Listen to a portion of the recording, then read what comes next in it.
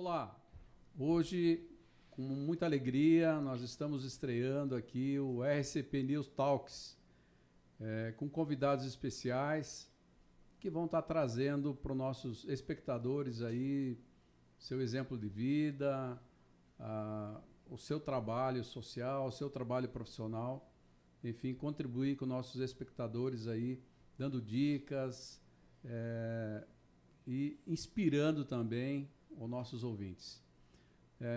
Com muita alegria que hoje recebemos aqui o professor Maeda, sensei, judoca, lutador de jiu-jitsu, que vai aqui abrir o nosso RCP New Talks, iniciar os trabalhos aqui. É uma honra muito grande receber o senhor aqui, professor, e gostaria já de começar aí, que o senhor aí fale da sua trajetória aí, né? Professor universitário, trabalhou em faculdades, lecionou, competiu, né? Então, queria que o senhor falasse aí da sua trajetória aí do professor Maeda para nós. Legal. Primeiramente, queria aqui agradecer pelo convite nessa estreia, que traga sorte, viu, professor Roque, aqui com certeza, ao programa, que tenha muito sucesso. E sempre é bom, né, a gente tá falando com pessoas que tem um gabarito aí como o senhor aí, para a gente tá passando informação cada vez mais para o público, informação de qualidade, né? Eu gosto mais de falar dos outros, viu? Falar de mim é mais difícil, né? Quando a gente começa a falar de si próprio. Mas eu vim de uma época de um pai e de uma mãe que sempre me estimulou muito a estudar, né? E vim de uma geração que sempre foi colocado que o trabalho é o que vai levar você para o sucesso. E então, dentro desse prisma de estudo e trabalho, a gente nunca tinha ambições assim, eu quero ser isso, quero ser aquilo, quero ser famoso, eu quero ser... acabei fazendo administração de empresa, mas quero ser empresário, dono do meu nariz. Não, a gente sempre pensava em começar por baixo. Aprender um ofício, saber tarefas e ir crescendo com o suor do seu trabalho. Então foi assim que eu comecei a minha carreira, né? Se a gente pode falar assim, com muito estudo.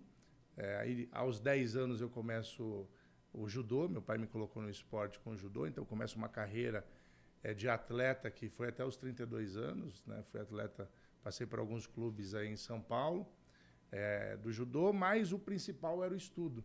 Então eu vim estudando em escola pública, e aí quando eu tinha mais ou menos meus 15 anos, o meu pai, a gente ia para as férias em Itaém, e o pai falava, só vem aqui só para gastar? Não, tem que trabalhar um pouco.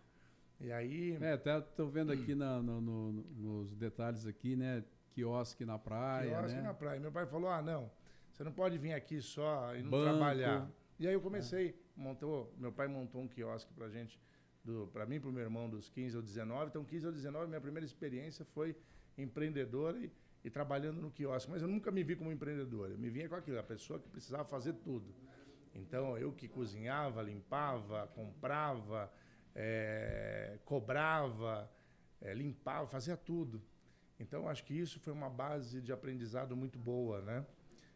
Logo depois, na sequência, eu já começo a entrar numa faculdade, fui fazer administração, aí já entrei num banco, vim de uma geração que, se você tivesse uma faculdade, era uma garantia para você de ter trabalho, que mudou muito hoje, né? Hoje não adianta você ter faculdade, você precisa ter habilidades. Então, e aí o diploma hoje tem data de validade, né? Não adianta não adianta você pegar e falar assim, eu tenho um diploma, mas não ter realmente as habilidades que aquele diploma fala que você tem. A mesma coisa, às vezes tem muito comercial ainda, principalmente de línguas, fala, meu inglês é fluente, mas na hora não é.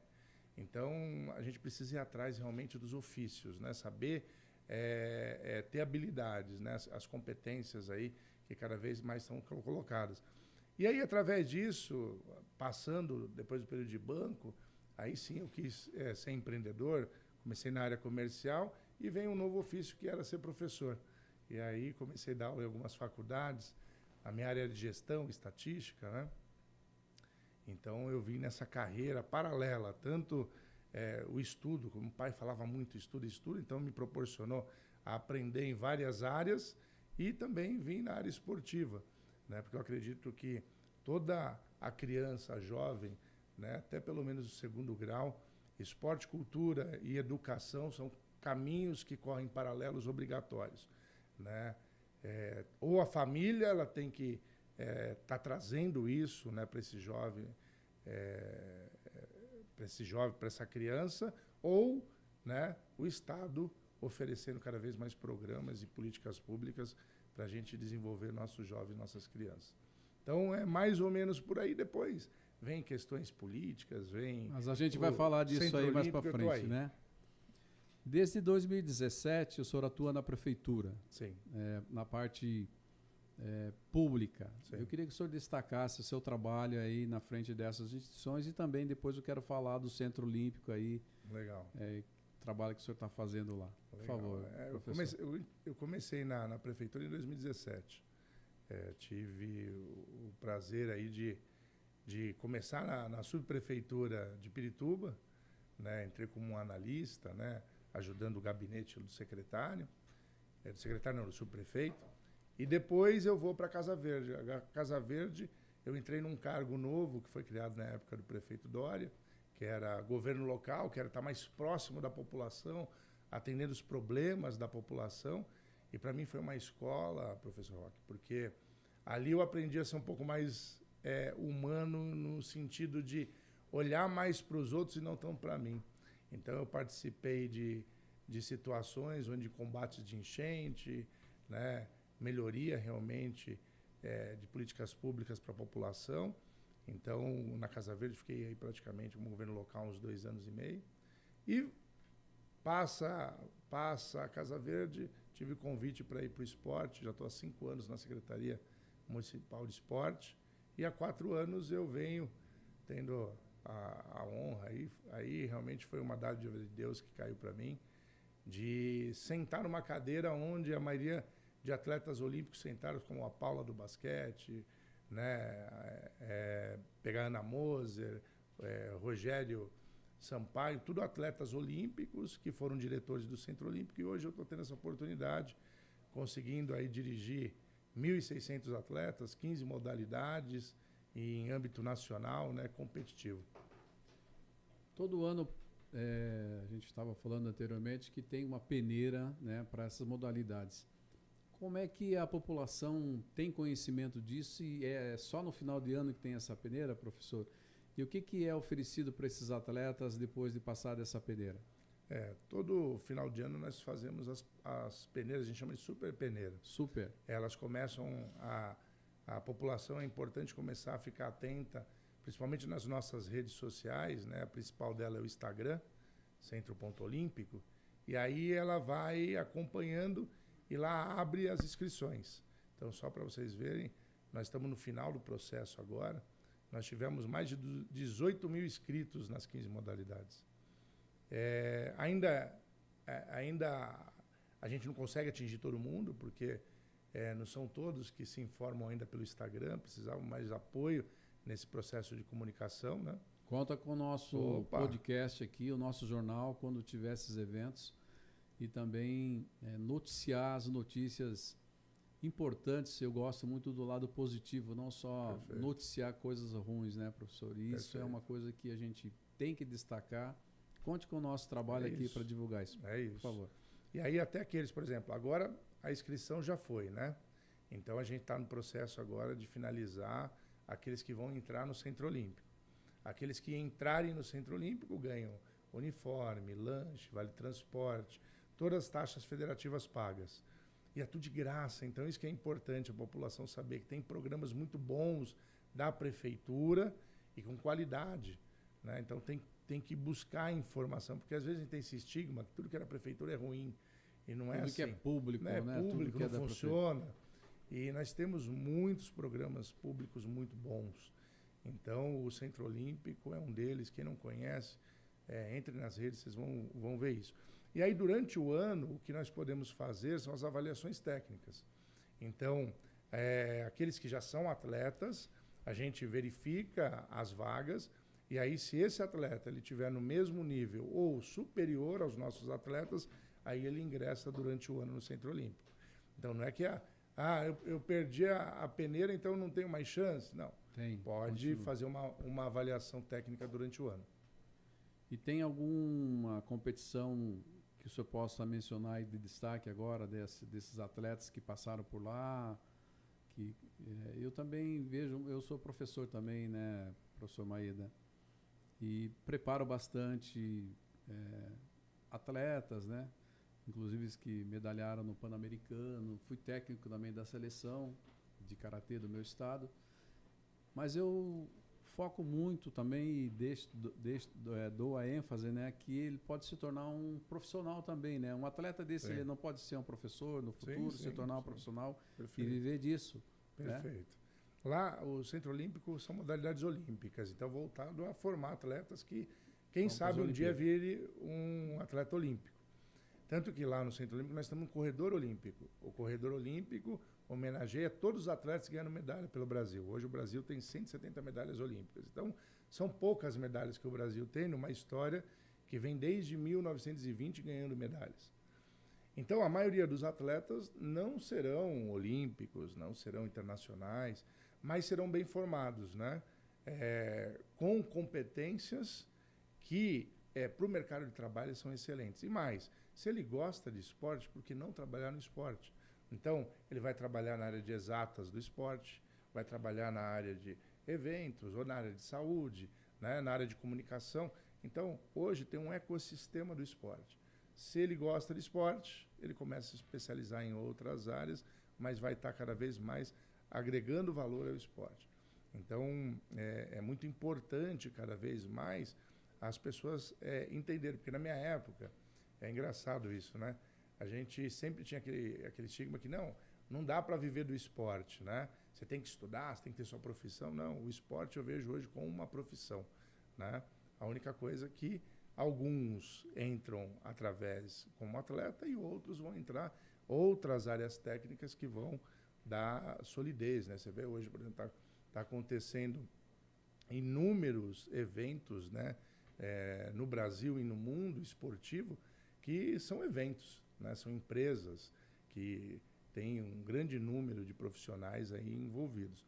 E falando de resultados do Centro Olímpico, né? O Centro Olímpico hoje está na maioria das competições nacionais do país. O atletismo, tricampeão brasileiro sub-16, 18 e 20. O nosso vôlei masculino sub-17 ganhou o Campeonato Paulista sem perder um set. Mas eu ainda vou além. Se eu pegar o boxe, que vem muitas pessoas carentes fazer boxe, né? Até isso algo a ser até estudado. E resgata também da comunidade, às vezes você tira ele do caminho que é o vício, uma série de coisas desagradáveis. Traz paz e segurança para as famílias. Igual essa menina, tinha um professor nosso, até mando um abraço, professor Messias, que é um dos professores mais antigos, experientes nossos do Centro Olímpico, viu uma menina de rua, essa moça, ela estava fazendo alguns exercícios, ele falou, você não quer fazer boxe?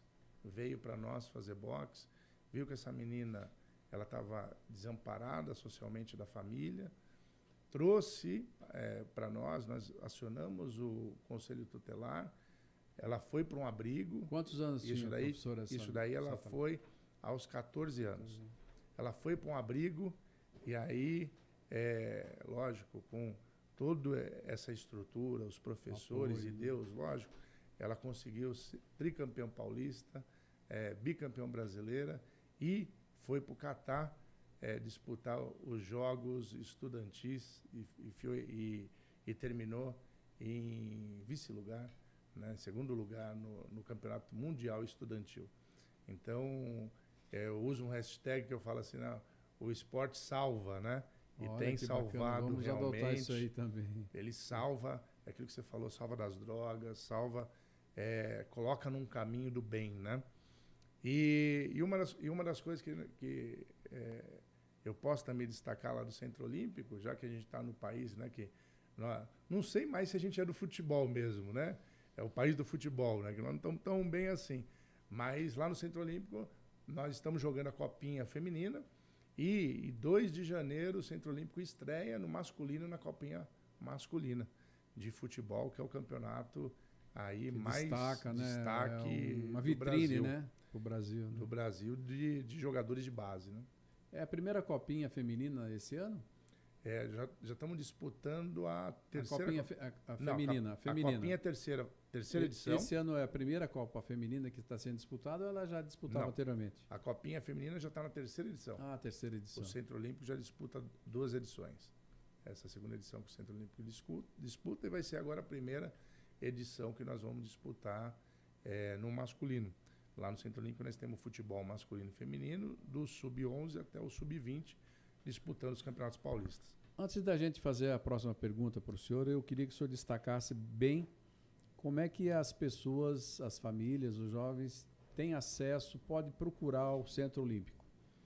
O Centro Olímpico, o principal canal hoje, né, para conhecer o Centro Olímpico, ver as imagens e ter um canal de informação fácil é o nosso Instagram, né? Então, o Instagram, ele é um canal que hoje tem uma comunicação muito competente por trás e que responde as perguntas que são realizadas lá.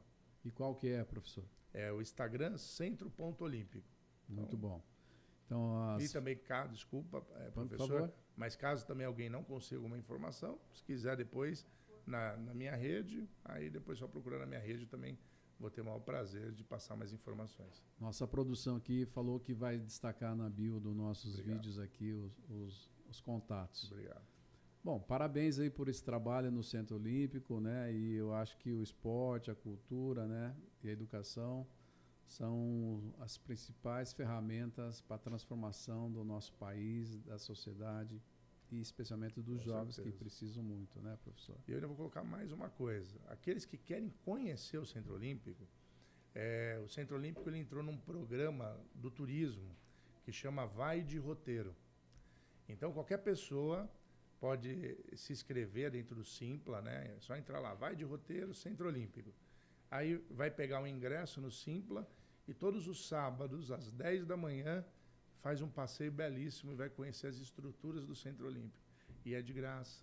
Então, é um bom passeio para a família, para levar os filhos para verem um equipamento olímpico esportivo. E aí, quem sabe, estimular essas crianças a fazerem cada vez mais esporte. Eu já fiz um treinamento uma vez lá no Centro Olímpico. É mais para treinamentos ou pode ser feito competições lá também, professor? Tem várias competições, né? Esse ano ainda não acabamos ainda o calendário, né? Só para esse final de semana, por exemplo, nossa pista de atletismo vai ter a São Silvestrinha. Então, assim como tem a São Silvestre, tem a São Silvestrinha para as crianças e vai ser lá no Centro Olímpico. E inúmeras competições, eventos, a população em si do esporte pode também nos procurar para fazer eventos dentro do Centro Olímpico das disponibilidades que nós temos. Então, hoje o Centro Olímpico, além dos 1.600 atletas que utilizam, que são da prefeitura, nós temos várias empresas, atléticas universitárias, organizações sem fins lucrativos utilizando o Centro Olímpico dentro do que a legislação permite, né? Bom, o senhor tem aí formação administrativa, pós-graduação em gestão pública, de pessoas, gestão esportiva, mestrado, engenharia de produção. Como esse conjunto acadêmico contribuiu para a sua atuação como gestor? Como que está ajudando o senhor nessa gestão? Já está aí há 4 anos, você falou? 4 anos, né? Dá para ver que é um diretor bem preparado que está conduzindo o nosso trabalho. A gente fica muito feliz com isso, professor. A gente tem visto muitas indicações políticas, né? Que a pessoa não tem essa competência toda para fazer a gestão. Mas parabéns pelo trabalho. E como isso tem ajudado o senhor aí na sua gestão, nessa missão? Eu dei aula em universidade 14 anos, né? E nesses 14 anos eu cheguei a ministrar 43 disciplinas diferentes de humanas, exatas e biológicas. E o senhor sabe, quando a gente que é professor, a gente quer cada vez fazer o quê? Dar o melhor.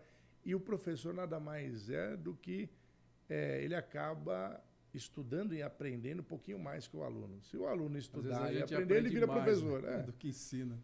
Então, eu acho que essa integração, porque o que acontece? Quando a gente fala de humanas, biológicas e exatas, antigamente a gente estudava ela de uma forma separada, né? Só que no mundo não existe separação. É a mesma coisa quando a gente fala do corpo humano, né? Eu vou estudar lá anatomia, eu vou estudar o sistema cardiovascular, o sistema respiratório. A gente estuda separado, mas nosso corpo ele é único e ele funciona de uma forma única, completa, integrativa. E faz compreender melhor também, né, professor? Tem uma compreensão melhor das coisas, né? E eu comecei a enxergar isso, que não existe ciência que está sem ter um complemento de outras ciências, né? Então eu comecei a ligar as coisas, né? Então isso acho que me ajudou muito. Então quando eu fui fazer um curso de administração me deu uma base. Quando eu comecei a estudar engenharia através de lógica e sistemas de informação, eu comecei a ver essa parte de exatas que eu não tinha tanto conhecimento. Cheguei a dar aula há 10 anos para a área da saúde, então eu comecei a ver como, né, a saúde também está ligada diretamente às tecnologias, né, a todo um conceito científico. Então, cada vez mais eu consegui trazer características dessas áreas para aquilo que eu tenho de habilidade. Tem uma palestra que eu sempre ministrei, que é como achar o seu talento. E isso serviu muito para mim, porque eu comecei todos os cursos que eu dava, todos os cursos que eu fazia, uma palavra sempre aparecia: aprendizado. Você tem que aprender.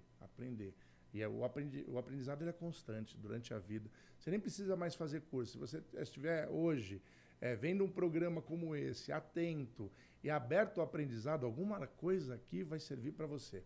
Alguma coisa aqui vai servir para mim. Então, isso eu comecei a ver. E aí, dentro dessa prática que eu falava, como achar o seu talento, uma das habilidades que eu comecei a me enxergar era da comunicação, mas principalmente eu comecei a ver que eu era um servidor. Assim como eu falei, eu tive quiosque na praia, por que eu gostava tanto? Porque eu gostava de servir as pessoas. Aí eu fui no banco, por que eu me dei bem no banco? Porque eu gostava de servir meus clientes. Virei professor universitário, por que eu acho que eu me destaquei em 14 anos? Porque eu queria cada vez mais servir esse aluno de alguma forma. E hoje eu estou servindo lá no Centro Olímpico, servindo a prefeitura.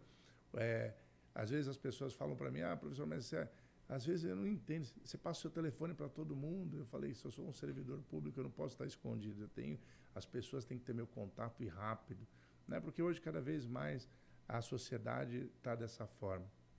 Então, eu acho que tudo isso, todos esses cursos, me serviram para que eu entendesse realmente qual que é o meu propósito, a minha essência, que é de ser um servidor. Por isso que hoje eu estou servindo para o esporte. Se o meu caminho no esporte ele se der, ver a educação, cultura, onde for, eu quero estar servindo a população. Tá bem eu preparado. Acho que todo esses conhecimentos serviram para que a gente cada vez mais enxergue o simples. Depois que você começa a enxergar o simples, ou seja, uma coisa só, para qual que é o seu propósito, qual que é a sua excelência, aí o resto fica tudo mais fácil. Né? O senhor falou de um curso, de uma palestra que o senhor dá. Dá uma dica dessa palestra para os nossos espectadores aí. Essa palestra é algo que realmente é diferencial no mercado de trabalho. A gente está falando de competência.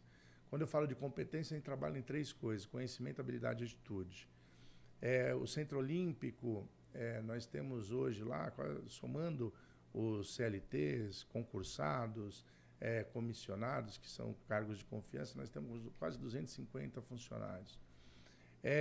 A maioria dos funcionários no mercado de trabalho, até saiu uma pesquisa sobre isso em 2021, que a maioria dos profissionais de trabalho entram ou porque tem muito conhecimento em alguma coisa, ou porque tem muita destreza, habilidade em outra, o que seja, mas 92% deles são mandados embora por comportamento.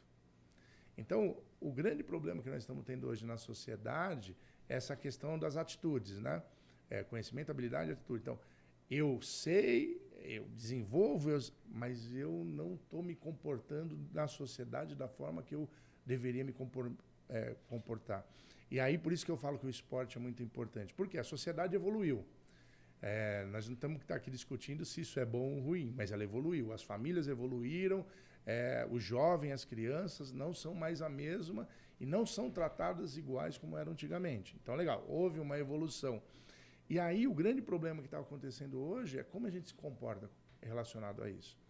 Então, eu estou vendo que hoje no mercado de trabalho, as pessoas vão pegar coisas simples. Vão pegar, hoje, tratamento entre pessoas. As pessoas passam uma na frente da outra, não fala bom dia, não fala boa tarde, não fala boa noite. As pessoas não fazem a gentileza, obrigado, né? Que prazer te conhecer. Acabou aquela questão, por exemplo, vamos pegar algumas habilidades que o ser humano, que são as questões intangíveis que nós vamos falar, vamos pegar lá uma pessoa atenciosa, né? Eu gosto de usar o exemplo do médico. Pega um médico lá, estudou, está cheio de conhecimento, um monte de currículo, um monte de diploma, um monte de lá. Está cheio de habilidade. Ele sabe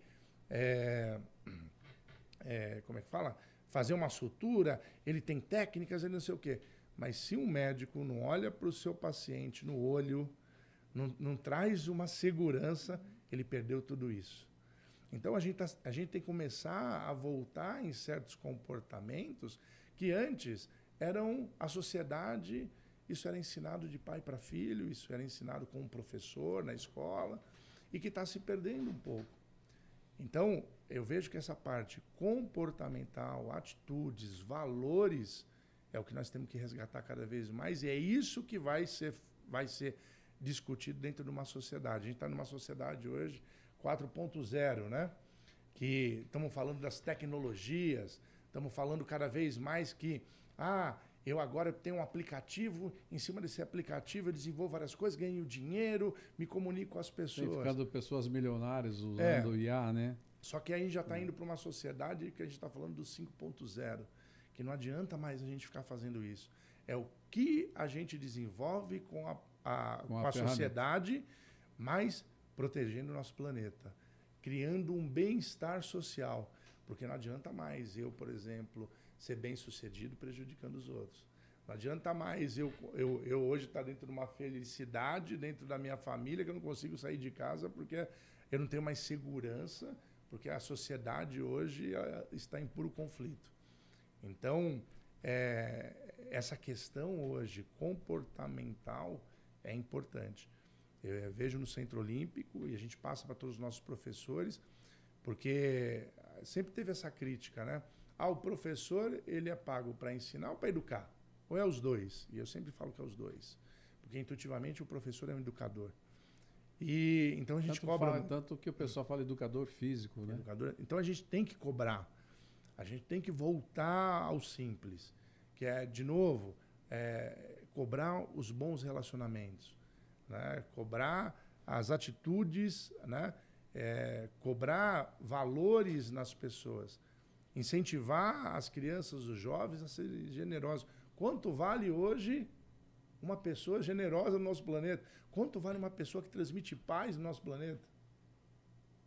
Então, é imensurável, né? Tem coisas que a sociedade evoluiu e ela está se perdendo porque ela não está conversando como é que a gente vai trabalhar os nossos comportamentos. É isso que eu vejo, né? Eu sei que o esporte contribui muito com esses 3 pilares aí que o senhor falou, mas como o senhor é judoca, né? E eu também sou professor também de artes marciais e apoio muito as artes marciais. E esses 3 pilares, o senhor acha que as artes marciais contribuem muito para que eles sejam atingidos? Para quem pratica? Todo esporte tenho certeza disso, professor, mas eu queria uma opinião sua. Hoje, professor, o que o senhor falou é uma verdade.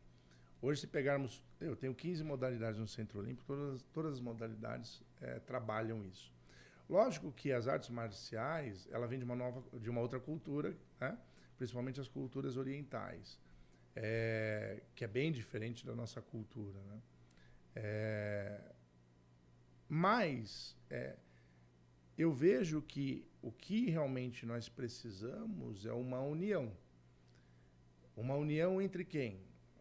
Primeiro da família, né? Depois junto com as escolas, né? Porque hoje está um meio que empurra. A família hoje está correndo atrás do financeiro, porque não está fácil, né? O econômico.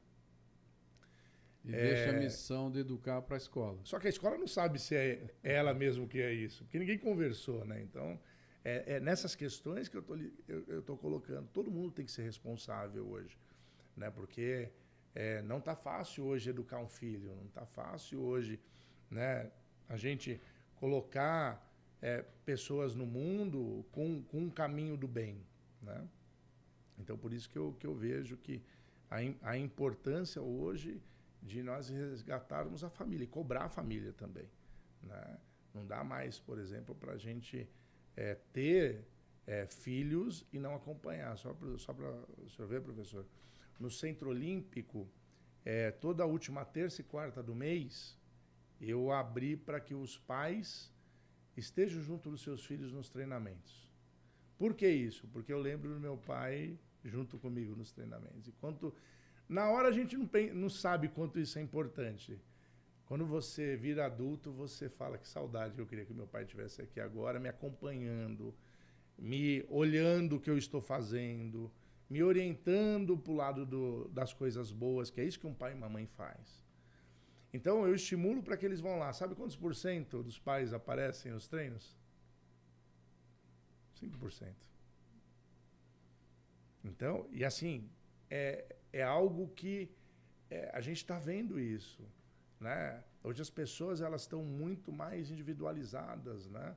Dentro das suas tecnologias, né? Eu lembro o meu pai falava assim, que às vezes a gente queria ter uma televisão no quarto, ele falava, mais de uma televisão em casa você separa a família. Hoje tem várias, né? Na casa, olha como é que está hoje. E o telefone hoje direto, tudo. Né? O pessoal fica um no quarto, outro na sala. A gente está falando com um monte de gente, mas não está falando com ninguém. A gente não está vivendo com ninguém realmente ali 100%, né?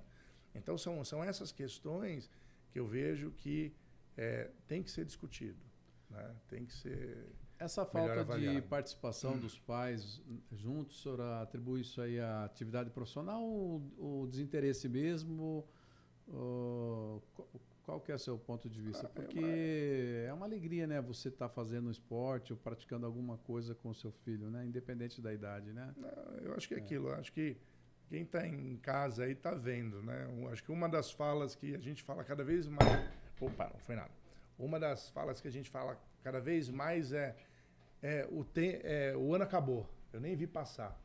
Por que a gente não vê passar? Porque é tanta coisa que a gente está colocando no nosso dia a dia que a gente nem vê passar. É acabar o dia, descansar e pronto. Então... E às vezes tem pais que têm 2, 3 atividades, né?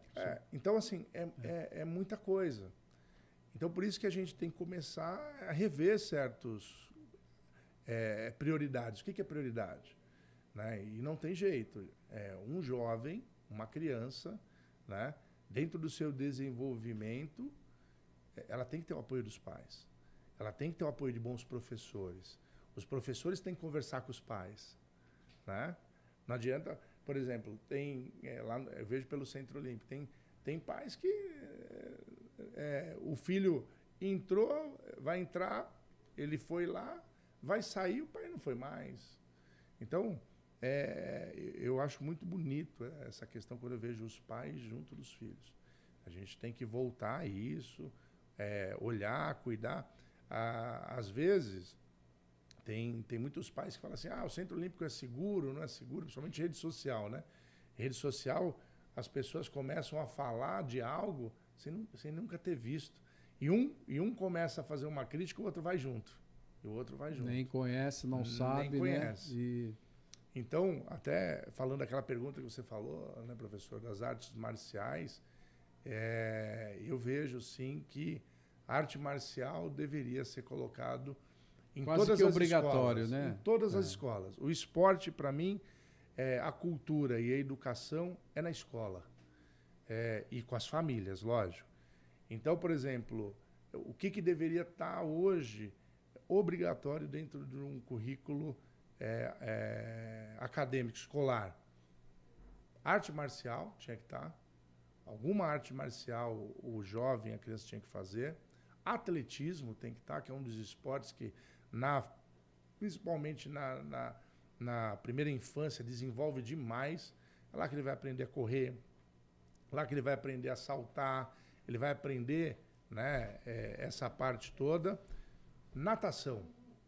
Natação, todas as crianças na infância tinham que aprender a nadar. Não só uma questão esportiva, uma questão de segurança até familiar. Sim. No interior, você era obrigado a aprender a nadar para você, se caísse no rio, alguma coisa, você sobreviver, né? Hoje um dos maiores acidentes domésticos que tem é afogamento. Doméstico, né? Doméstico. Então, se cada vez mais nós investirmos no esporte, se cada vez mais nós investirmos na educação e na cultura, nós vamos estar economizando na segurança, nós vamos estar economizando na saúde. É isso que nós temos que começar a fazer essa conta, né? Não adianta a gente pegar e falar assim, legal, eu não estou...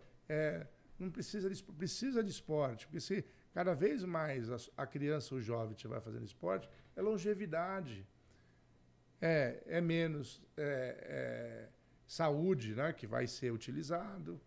Então, essa conta tem que ser feita. Eu cheguei a fazer essa conta, só para o senhor ver. Hoje, um atleta, para eu desenvolver um atleta hoje, o que é desenvolver um atleta? Ele faz uma modalidade esportiva. Além disso, eu dar um uniforme para ele, lanche, vale transporte, dar condições para que ele vá fazer essa atividade. Aqui, hoje em São Paulo, eu tendo equipamento, mais ou menos, custa, dependendo da modalidade, de R$900 a R$1.200 por atleta. Agora fala para mim quanto custa um bandido na cadeia. Eu não tenho o número agora, mas eu sei que deve ser o dobro disso, né? Chegando quase R$4.000. Nossa Senhora. O que a gente prefere fazer? Vamos investir no quê? Então, são essas coisas que eu luto, são essas coisas que eu chamo a atenção para cada vez mais a gente realmente comece a brigar, né? Aquela questão política, quando a gente fala questão política, eu não venho aqui fazer política, mas eu venho aqui chamar a atenção da sociedade, porque toda hora a gente está vendo aí as bancadas, né, com seus propósitos políticos, né?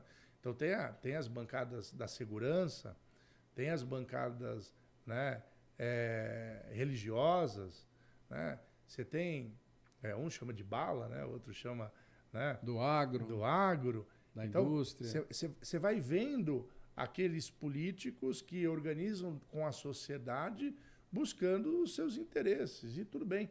E aí eu falo, cadê a bancada da saúde? Cadê a bancada da educação? Cadê a bancada do esporte?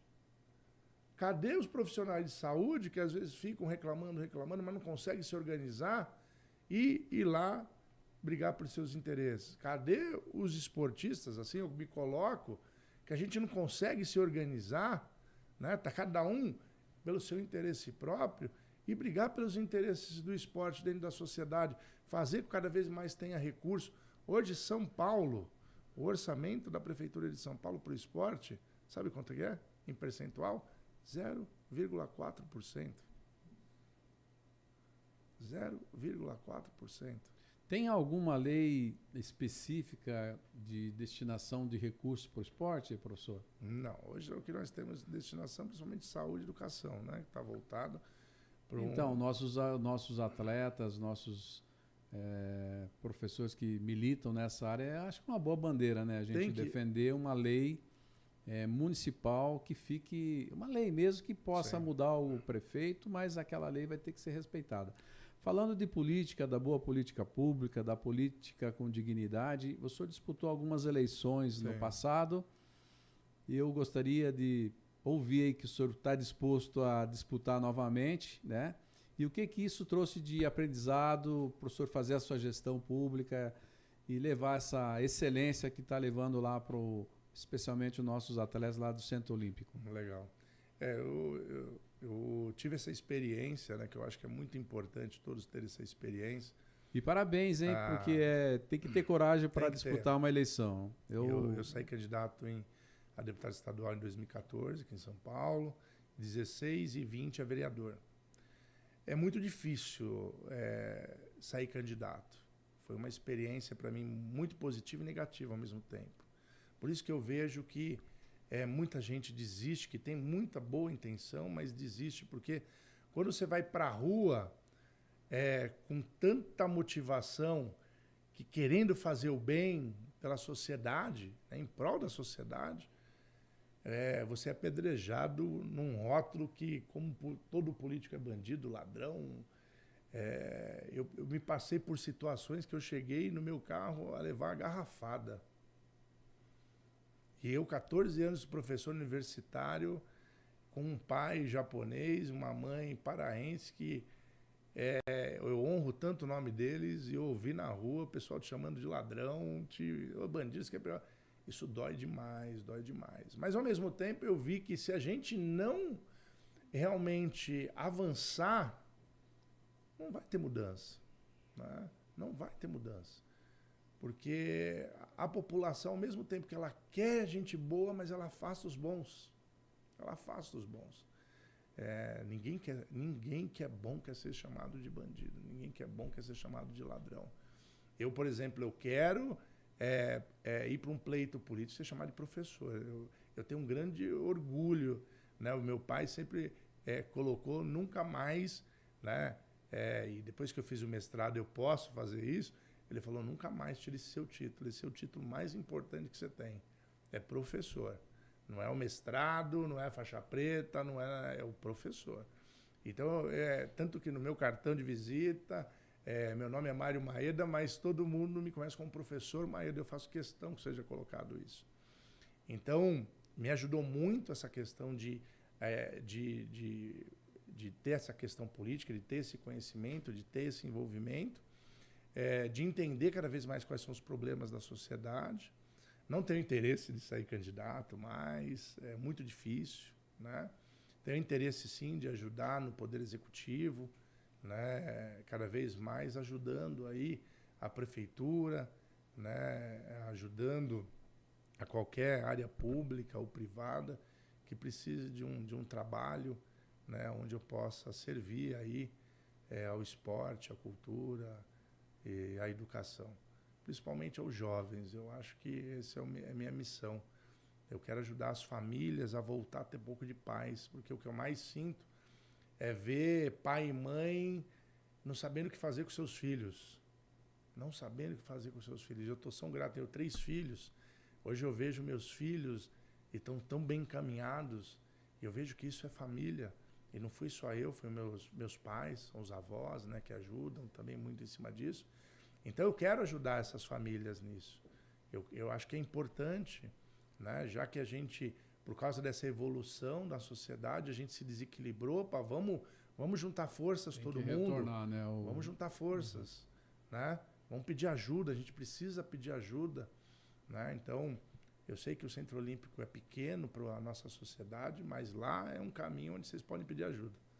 Tá? E eu estou à disposição. Então, eleição não está dentro dos meus planos. Estou sempre ajudando aí aos bons políticos, aqueles que têm propósito, né? A indicação, a se elegerem. Mas eu sei como não é fácil hoje estar aí na rua, né? Buscando um voto. Então, por isso que o que eu mais quero ver, principalmente aí dos políticos, é a política ser resultado de um trabalho. Porque quem realmente tem trabalho não precisa nem pedir voto. As pessoas vão lá e vão agradecer pelo trabalho, né, através aí, quem sabe, de uma candidatura. Né? O senhor acha que falta amadurecimento político para os nossos eleitores? Porque eu participo de alguns projetos de assessoria política, de projetos políticos com dignidade, né? Políticos com dignidade e tudo mais, da boa política. E algumas eleições passadas, os eleitores, eu não sei o número agora, né? Se o senhor tiver isso, seria até bom a gente ver. Eles decidem em quem vai votar quando sai de casa, às vezes pega o santinho para votar na pessoa. Mesmo. Eu acho que precisaria de uma... não é o momento de falar de política, né? Mas eu acho que precisaria mais consciência dos nossos eleitores, que com certeza tudo isso que a gente está sofrendo aí, segurança, educação, saúde, apoio a empreendedores, sou empresário também, sei da dificuldade dos empresários para lutar nesse país, do tanto de impostos que pagam, não tem apoio praticamente quase nenhum, né? Eu acho que deveria ter um amadurecimento ou mudar também a forma de você escolher os candidatos. Sim. Também, né? Então, acho que é por aí. Mas o senhor disputou quantas eleições? Foram 3. 3.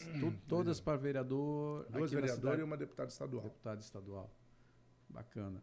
Parabéns aí pela coragem de ter colocado o seu nome à disposição. E lamento, eu acho, de o senhor não ter tido sucesso nesse pleito, mas com certeza a população, os jovens, quem trabalha com esporte ganhou, porque o senhor está, essa participação sua, essa experiência que o senhor teve, com certeza está ajudando na gestão aí do seu trabalho, e a população, a cidade de São Paulo está ganhando. E aí que é legal, né? Por exemplo, eu não me elegi, mas continuo trabalhando pela população. Então, independente de ter cargo, independente de ter sido eleito ou não, hoje o meu telefone está aí para ajudar. Eu me coloco como uma ponte, né? Porque é isso que a gente está falando, falta informação para a população. Falta aonde representantes que ajudem, às vezes, a conversar com a área pública, conversar até com o privado. Então, eu tenho sido esse canal, essa ponte, tentando ajudar quem eu posso, né? Eu não tenho mais aquela ambição de salvar o mundo, né? Às vezes a gente tem uma utopia de vamos tentar o grande, né? Eu parei com aquela questão de sonhos grandes e com ações pequenas. É isso que eu vejo, é trabalho diário, é isso que nós temos que pensar. Porque senão a gente fica muito numa filosofia de vamos fazer isso e nada é feito. Então, se a gente conseguir todo dia fazer alguma coisa... semana passada eu me emocionei muito na minha sala. É bom estar nesse programa porque ninguém quase fica sabendo disso, né? Mas entrou um menino também do boxe, bateu na minha sala e perguntou para mim: professor, eu acabei de falar com o meu mestre lá, ele falou que eu poderia falar com o senhor, que o senhor poderia me ajudar a estudar, a conseguir uma faculdade. Aí eu até brinquei com ele, falei: mas você quer estudar mesmo? Que o boxe, né, professor, já não vou conseguir mais, mas eu quero ser professor de boxe. Eu falei: que bom, isso é legal, muito bacana. Mas vai estudar? Não, quero ser professor. Tá bom, passa amanhã que eu falo com você. Liguei para os meus contatos, por isso que eu falei que aí eu acho que é ponte, né? Liguei para os meus contatos, eu vou até colocar a universidade, se eu posso colocar. Pode, claro, a universidade poxa vida. Me ajudou, a Uni-Ítalo me ajudou nisso, virou professor. Nós vamos conceder a bolsa 100% para esse atleta pelo currículo que ele tem. Olha, parabéns. E aí ele veio, chamei ele veio na minha sala e eu falei: você vai estudar mesmo, né? Meu nome que está lá, hein? Presta atenção. Não, eu vou, professor. E ele vai para o Centro Olímpico de bicicleta. Quase 1 hora ele anda de bicicleta para chegar no Centro Olímpico para treinar. E ele falou assim: não, vou estudar mesmo. Aí eu até brinquei, falei: vai lá e agradece a minha secretária lá, que foi ela que conseguiu. E na hora que ele foi, eu tive que sair porque nesse dia realmente eu me emocionei. E eu me emocionei naquele negócio. E aí eu enxerguei qual é o papel. A gente não tem mais que ficar falando, tem que fazer coisas grandes. Ajuda um. Então, se eu conseguir ajudar um, eu já... Aquele dia, professor, você não tem noção como eu cheguei em casa achando que eu era o cara. Como eu cheguei em casa motivado, como me fez bem, fazer o bem ao próximo. Então, é nessas questões pequenas que eu venho falando do dia a dia. Não vamos... Para cada um que pode aí, a gente está nessa época agora, né? Natal, Ano Novo, é uma época tão boa de ser solidário, né? Altruísta. Vamos fazer o bem para um, para outro. Uma coisa simples, né? Às vezes já a gente ajuda. vai ajudando. Uma das coisas simples, vamos parar de jogar lixo. Se a gente parar de jogar lixo, a cidade já vai ficar mais bonita. Cuida do seu, já cuida só do seu lixo. Né? Vamos começar, aquilo que eu falei, um bom dia, uma boa tarde, um sorriso para alguém. Quando entra no elevador, já começa a melhorar o dia. Então, são pequenas coisas que eu acho que vai fazendo a sociedade melhor. Parabéns por esse trabalho maravilhoso, professor, que o senhor está desempenhando lá. Obrigado. E o nosso programa está muito feliz hoje de receber o senhor aqui, né? Pessoas que inspiram com o seu exemplo de vida, com a sua atuação pública, né? Trabalha com dignidade. Isso emociona a gente bastante. Eu fico muito feliz aí de receber o senhor aqui. Bom, nós estamos aí quase indo para o nosso encerramento do nosso programa.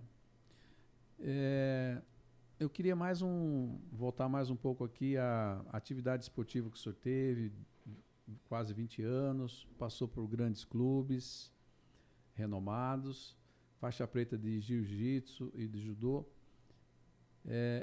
Tudo isso, o senhor acha que foi esse desempenho espetacular que o senhor tem aí como gestor, foi através dessas atividades, professor? Assim, né? O esporte me ajudou muito, né? Eu tenho várias passagens, e acho que até agradecimentos. Primeiro, o meu mestre, Sumio Sugimoto, né? Até quem não reconhece o seu mestre, o seu pai, honra seu pai, o seu mestre. Meu mestre Sumio Sugimoto é dia 19, agora tem um Boneikai lá, eu vou lá na academia, já me puxou a orelha lá que eu tenho que estar presente lá. Então, meu mestre, né, comecei com ele com 8 anos de idade. Depois, olha que interessante, eu vou 14 anos e vou para o Clube Pinheiros, outro agradecimento ao Clube Pinheiros. O Clube Pinheiros, um menino de escola pública, que praticamente era casa, treino, aí vai para um clube de elite. Conhece que existe um outro mundo. Você, né, vê né? como o esporte é importante. Foi através do esporte que o senhor foi para o clube? Pinheiros. Aí eu virei militante lá. E eu, como militante, eu era a mesma coisa que um sócio. Foi a primeira vez que eu comecei a entrar numa piscina. Eu podia entrar na piscina que o sócio podia. No final do treino, a gente, como atleta, tinha direito a um vale refrigerante e lanche, que era um misto quente ou hambúrguer. Foi lá que eu comecei a primeira vez a comer hambúrguer. Conhecer o que era. Então, assim, eu sou tão grato porque tantas coisas que eu conheci. E aí, lá eles me deram eu tive a oportunidade de ir lá ganhar uma bolsa de estudo no cursinho. E aí, através do cursinho, eu consegui entrar, mesmo numa escola pública, eu consegui entrar numa boa faculdade e começar a minha carreira profissional. Que aí eu fui para um banco, na época era o Banco BCN, que virou Bradesco. O banco me deu bolsa de estudo, que aí eu fiz na faculdade, na Pontifícia Católica, na PUC, e consegui uma carreira. Então, o esporte para mim foi tão importante, assim, de me abrir caminhos, me abrir horizontes, me fazer me relacionar com pessoas, me mostrar outros ambientes, que sem isso talvez eu estava com aquela visão, né? Ainda que é uma evolução dos pais, né? O meu pai me passou uma visão dentro daquele mundo que ele vivia, que eu, por exemplo, já passo uma visão maior para o meus filhos, né? Meu filho e minhas 2 filhas. e que elas com certeza passarão uma outra visão para os meus netos. Então, é isso que acontece. Então, o esporte abre muito isso. O esporte faz, por exemplo, lá no Centro Olímpico, 50% hoje dos atletas que fizeram a primeira viagem de avião foi lá. Quantos esportistas estão conhecendo países, aí viajando o mundo inteiro, ganhando nova cultura? Né? Então, com certeza, né, essa minha vida esportiva e a arte marcial, lógico, né, porque a arte marcial é aquilo que o professor falou, ela já está embutida a todos esses valores. Então, o ser grato, a hierarquia, o respeito, a disciplina, a limpeza, a organização, o cuidado com o próximo, o agradecimento, você já começa até aquela questão que ninguém faz nada sozinho, mesmo sendo esporte individual, você precisa do seu companheiro, o líder, né? o seu mestre, que às vezes pode ser que na sua visão esteja fazendo algo que não seja o que você queria, mas é o que é necessário, que é uma coisa que eu sempre coloco também, porque se a gente não tiver pessoas que cobrem o que é necessário, a gente vai fazer só o que gosta. A gente vai só por prazer, né? As vontades e o desejo. Uma defesa até do próprio corpo, né? Às vezes você não quer estudar, mas você tem que ir, Sim. né? O corpo quer se proteger, você precisa caminhar.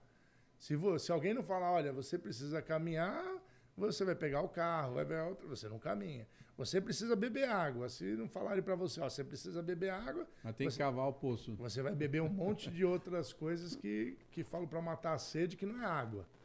Então, a gente tem que tomar um grande cuidado isso. A sociedade... E eu tenho um amigo meu que é do marketing. E hoje ele é cobrado por tantas metas para colocar na nossa cabeça que aquilo é importante, sem ser. Esse é o mundo que nós estamos vivendo hoje. Hoje as empresas, as organizações, elas têm que vender. E elas vão cada vez mais criar argumentos que tudo é importante. Se você não parar para pensar e olhar o que é importante realmente para você, você vai estar fazendo tudo que é importante para os outros. Nunca para você. Então, e isso, a arte marcial, acho que me ajudou muito. A ter essa sensibilidade de ver aquilo que é importante. E passo a passo. Não adianta você querer agora, né? Vamos pegar... pular a fase, né? Se você não fez, ainda bem aquele que você tem que fazer. A arte marcial traz muito isso. Faz o primeiro. Se é faixa azul, por que esquecer faixa preta? Que nem o azul está fazendo direito. Então, tem todo um processo. Então, eu sou muito grato aí, novamente, aí, ao meu pai, né, que me colocou nessa arte marcial, que foi o judô. Meu sensei Sumio Sugimoto, que me deu todo esse início, né, depois todos os meus treinadores, né, depois veio o jiu-jitsu, já uma modalidade também de arte marcial, mas já com a cultura nossa, mais brasileira também, uma cultura muito bonita. E todas essas coisas que nós temos também, que veio do Japão, pode ser colocado. Né? É só você cobrar limpeza. É o que eu faço hoje. Aí seria colocado, a arte marcial, sim, ela já vem, já está embutida. Mas a todas as outras hoje, lá no Centro Olímpico, por exemplo, basquete, vôlei, natação, adquirindo, né? Cobra tudo. Eu passo lá e falo, cadê a limpeza disso daqui? Cadê a organização disso daqui? Cadê o comportamento disso daqui? Cadê os atletas falando bom dia, boa tarde, boa noite, que eu não estou vendo? Cadê receber nossos convidados? Como é bonito a gente ver jovens bem educados, que a gente é polido, né? Eu sempre trabalhei essa questão da polidez. Hoje, eu falo, é muito melhor você ter hoje um jovem educado, né? Elegante, Quando eu falo elegância, ela se dá em vários sentidos, né? Você pode ter a roupa mais simples, mas se ela estiver limpa, arrumadinha, você vai ter sua elegância, né? Então, Eu prefiro hoje indicar profissionais que têm essas características da educação, do respeito, da elegância, da etiqueta, tá? Do que aqueles que são gênios, são muito bons, mas falta isso. Né? Porque vai dar conflito. Vai dar conflito. Ninguém quer hoje pessoas que não sabem se relacionar. E quem sabe se relacionar, relacionamento, né, professor? Você que é um grande empresário aí, relacionamento é a chave do sucesso. É a mesma coisa que eu falo. Antigamente você pegava o seu currículo, saía distribuindo aí e conseguia alguma vaga. Hoje em dia não adianta levar currículo. Hoje em dia alguém que tem que saber quem você é. Exatamente. Professor, nós estamos aqui praticamente no final do nosso programa. O RCP News Talks está muito feliz aí de ter o senhor como a pessoa que estreou o nosso programa. Eu estou honrado. Um conceito novo que nós vamos trazer. Um programa que vai ser voltado aí para boa política pública, a educação, empreendedorismo, negócios, né? Meio ambiente, cultura, esporte, né? Todos os nossos temas vão ser voltados para o desenvolvimento da sociedade, do país, né? E como é que o senhor está vendo essa questão aí da tecnologia, do IA, para a gente, nesse contexto todo aí, até do esporte, a aplicação dele no esporte? O IA isso aí já é uma realidade, né? Acho que não vai... É aquilo que eu estava falando atrás. A evolução, ela aconteceu. Não adianta mais a gente falar assim, eu gosto ou não gosto. Ela está aí. Como usar da melhor forma possível e de uma forma boa, positiva, para o bem. É isso, é essa a grande questão. Eu estava até conversando com um procurador amigo meu. A maioria dos processos jurídicos hoje é com IA. Ele não vai ficar pensando em mandar um despacho, né, jurídico, se ele pode colocar, inserir as variáveis que ele quer para o texto dele e sai na hora em segundos. É lógico que ele vai utilizar. Acho que é uma ferramenta, né, para ajudar. Né? As ferramentas nós temos que utilizar cada vez mais, mas nós não podemos esquecer que nós somos seres humanos. É isso que nós não podemos esquecer. E nós não podemos viver igual máquina. Nós somos seres humanos. E seres humanos têm que viver como seres humanos. Então, usar as tecnologias da melhor forma possível. E é isso que eu faço com meus filhos. Eu quero que eles tenham as melhores tecnologias, mas também eles vivam como seres humanos. Então, de vez em quando, tem que pôr o pé no chão, de vez em quando tem que pegar um lápis e pintar, escrever. Tem que brincadeiras que a gente utilizava antigamente. Tem que ter acesso às coisas que são boas. Né? Tanto em termos de educação. Eu, por exemplo, professor universitário, uma das coisas que eu me orgulho é minha letra. Tanto caderno de caligrafia que eu fiz. A minha letra, quando eu ia na sala de aula e colocava na lousa com o giz, um dia eu estava saindo da sala, veio uma professora que ela não me conhecia, ela falou, quem foi a professora que deu aula? Eu falei, não, fui eu. Você? É uma letra toda redonda, bonita. Eu me orgulhava disso. Né? A gente não tem que fazer as coisas de qualquer jeito, porque agora a gente tem tecnologias que fazem pela gente. Não. Lógico que a gente tem que começar é a mesma coisa. Antigamente a gente gravava número de telefone, hoje não precisa. Tudo bem, a gente não precisa. Mas tem outras coisas que ainda precisamos. E aí, esse é o que eu falo que são os resgates. O que a tecnologia ela traz para nós e é para o bem, vamos utilizar. Claro. Agora, nós não podemos esquecer coisas do passado que ainda tem que ser utilizadas até hoje, que é os comportamentos que eu venho falando, que é a família que eu venho falando, né? E que, às vezes, a gente parou, né? E acha que não é tão importante mais isso. Então, eu acho que cada vez vai evoluir mais, mas as coisas simples ainda vão ter o seu espaço. Professor, deixa uma dica para os nossos espectadores aí, por favor. Uma dica eu vou falar o que eu vivo hoje, 51 anos, muito grato pela vida. A primeira coisa é gratidão pela vida. Eu acho que se a gente for olhar ao nosso redor em termos do mundo, guerras, problemas, questões aí que a gente olha a sociedade que realmente preocupa. Mas eu falo que é para onde você olha. E eu não olho para as coisas ruins, eu olho para a coisa boa.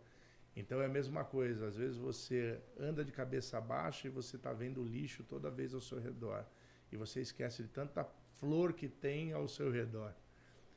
Eu prefiro olhar para o bom, eu prefiro olhar para as coisas boas. Então, o que eu passo para todo mundo, comecem a olhar para as coisas boas.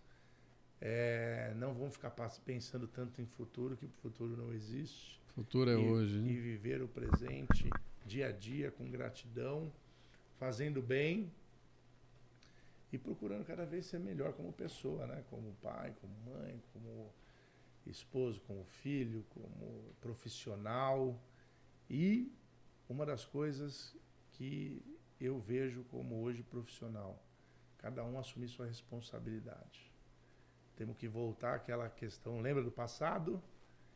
Que hoje, na área pública, infelizmente, eu estou sofrendo disso. Parece que eu tenho que pedir para as pessoas assinarem 10 vezes um papel, que comigo é só na palavra, não preciso assinar nada. Né? Eu gostei até do Abel Ferreira, né? Colocou aquele negócio que ele ainda tem palavra. Isso é muito bonito de ver um homem falando isso. O senhor é palmeirense também? Eu sou corintiano, né? Mas gostei da fala dele. Muito importante essa fala. É muito importante ver pessoas que falam que tem palavra, que ainda honram do que falam. E é isso que eu falo lá no Centro. Várias vezes eu coloquei, não preciso, se eu falei, cumpra. Nós temos responsabilidade no que nós colocamos. Se nós erramos, nós vamos corrigir e assumir os erros.